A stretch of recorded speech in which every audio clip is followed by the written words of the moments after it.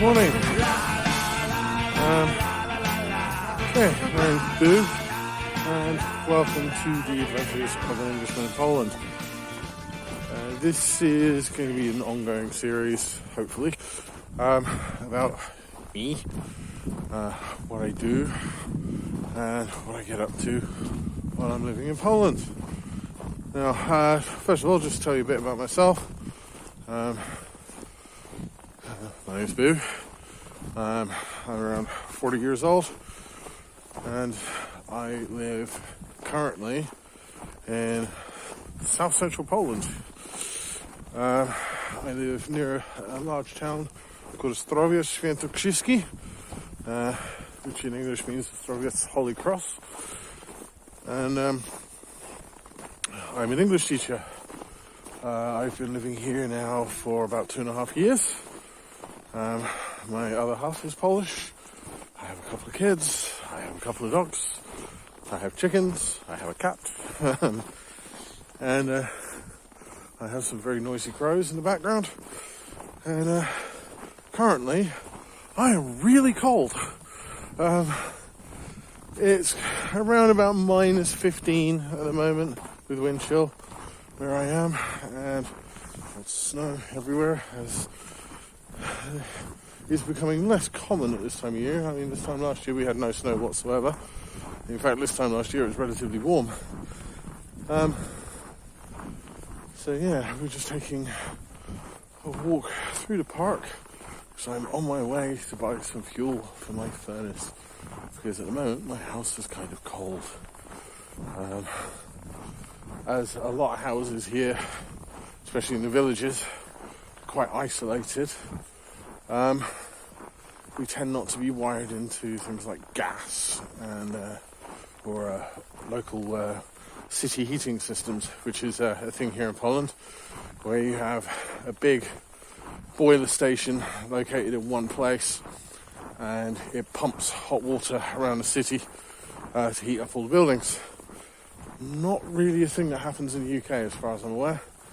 I do really like this park, especially in the summertime. It's absolutely stunning here. Lots of trees, occasional bits of wildlife. That's getting tired. We've had. We do get all kinds of things in here. We get deer and hare and boar, and a dozen or more species of birds and crows. Get the occasional eagle, especially up near my house. We do get eagles up there kind of regularly. In fact, one of my neighbours is a hunter with uses a goshawk to hunt pests and do pest control for several of the farms near where I live, because where I live is farming country. In fact, quite a lot of land around here is farming country. So, it's getting away. Car coming. Even though I'm in a park, there is in fact works van coming through. You have to keep on your toes when you're walking through the parks here, because those work vans come through quite often. So yeah, next thing here, this is a big kind of concert arena. Well, big. It's the biggest arena in the local area. Excuse me, I've got hiccups for some reason. It hosts about 1,000 people, about 2,000 maybe completely. And in the summertime they have concerts and plays and shows. They put on things like Shakespeare in the Park and stuff like that. Over there is a big lake where it's waterfowl, sort of ducks and swans. There's times, in fact, we've just walked past another little lake, which is over here, which in the summer tends to have more coots and more hens and smaller waterfowl on it. In front of me is the main town swimming pool, called Witamy. Witamy is a swimming pool in Polish. So the main part of this series, in case you hadn't guessed, is I'm going to teach you some Polish and some English, depending on which language you speak. If you're English and you want to learn a bit of Polish, stay tuned. I will teach you some everyday Polish. If you are Polish and you wish to learn a bit of English, stay tuned. I will teach you some everyday English. So as we're walking through, see lots of trees. Now, there are two words you need to know in Polish for trees. You have drzewi.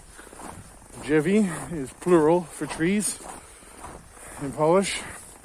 And one tree is drzewo or drzewno. Drzewno is generally used for wood. I may have got those mixed up, but I think that's right. So, yeah. Bardzo drzewi. Tutaj. Tutaj means here. Bardzo means very, or lots. So, bardzo drzewi tutaj means lots of trees here. Now, to get on to describing our weather a little bit, we would say that this is very cold. And very cold in Polish is bardzo zimno. So again we have the word bardzo, meaning lots, many or very. And we have the word zimno. Zimno means cold. Bardzo zimno. And bardzo śniegu. Lots of snow. Śnieg means snow. Say it's snowing. You say pada, which means it's falling. Śniegu. The snow. Pada śniegu. Pada śniegu. Either or would be correct. Here's my crossing. Kind of disappeared a little bit in the road. In Poland, as I will probably mention lots of times, if you do not cross at a crossing, you can be fined. And it's not a huge fine,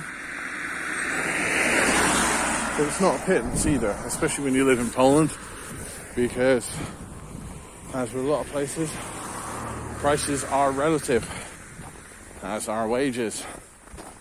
And as I saw recently on another channel, Love My Poland, great channel, I've been watching you for ages, thank you for the inspiration.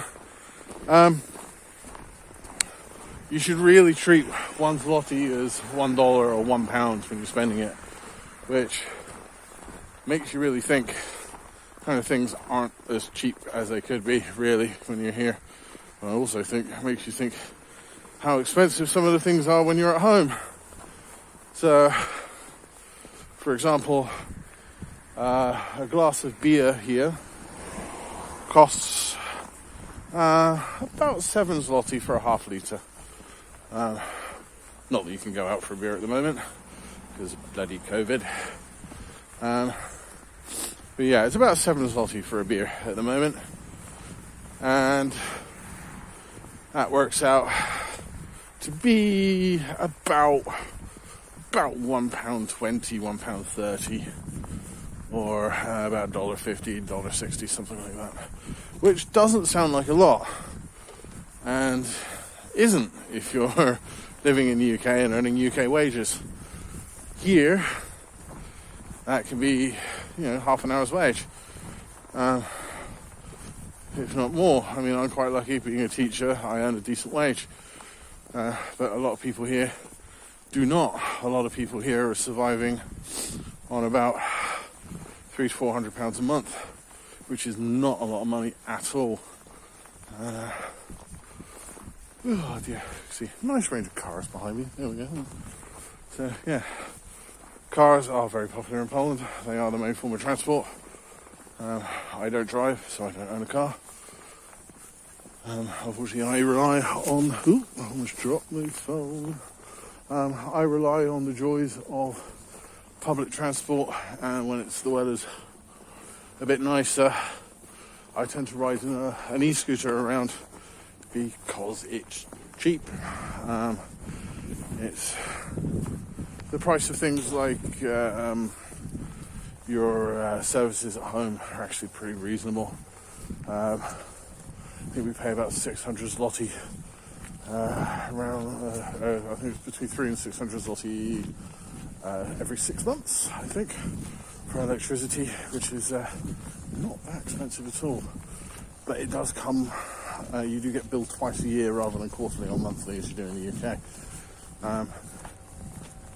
And so it is a big bill when it comes, but if you space it out over the time that you are using it, it's not that big a bill at all. And I'm sorry if I do keep giving you a view up my nose. It's not a pleasant view, but walking and talking while holding a phone or a camera is never the easiest thing. And right now, at the moment, we're walking past this big grey wall here. Is actually the outside wall of one of the local gallerias. Galleria is a shopping centre. This is the largest one we have in town. This is Galleria Ostrowiec. There's quite a nice range of shops in it. You have everything from fashion and homewares to a rather large supermarket. We have a Tesco's here, which are becoming rarer in Poland because Tesco's leaving the country. Not sure why, but yeah, we have a Tesco's here, and which is good for me. I like Tesco's. I was a Tesco's kid. I grew up on Tesco's, and so yeah, we have a large Tesco's in here. In fact, there are a couple of shoe shops. There are some fashion shops. There is a household electronics shop. There is a stand that does computers and stuff. There's a pharmacy and like a Superdrug kind of drugstore type place that sells, sort of painkillers and beauty products and things like that. This next to me here, those apteka. Apteka is a chemist, is a dispensing chemist in particular. It's the place you go when you need medicines, when you need your cold and flu medicines, or you need to get a prescription. Now, a prescription here is a recepta. Recepta is prescription, not a receipt. A receipt, like a shopping receipt, is a paragon, or a paragon fiskalny is your shopping receipt. And every shop you go here will give you one. Whether you want it or not, every shop will give you a paragon fiskalny. It is the law here. They have to give you a receipt. Although, to be honest, customer aftercare can be a bit lacking at times. It can be a bit difficult to get refunds if something breaks. So it's always a good idea to use a debit or credit card when you're making larger purchases, as it is everywhere, really. It gives you that extra bit of security. Right. So, at the moment, we are walking towards Castorama, which is here. Castorama is a very large chain across Europe. It's the equivalent to something like B&Q in the UK, or Home Depot if you live on the other side of the water, the big water, that is, rather than the small water. It is your builder's yard and DIY department for everything you may need. So these does all your tools and everything as well. As you can probably tell, it's quite quiet this morning. I went out quite early. Well, quite early for me. It's only about 11 o'clock, if that. It's very cold. And thirdly, we're in a kind of semi-state of lockdown here, so there's no bars and restaurants are open. Schools have just reopened today after an extra long winter break over Christmas and New Year, and my children are there. Yes, finally some quiet in my house. I don't have to sit through endless episodes of Gumball.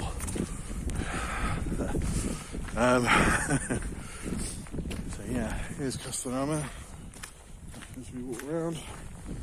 It's a very large one, this particular one. It is a rather large one indeed. And we are going to go and get some coal. See you in a minute.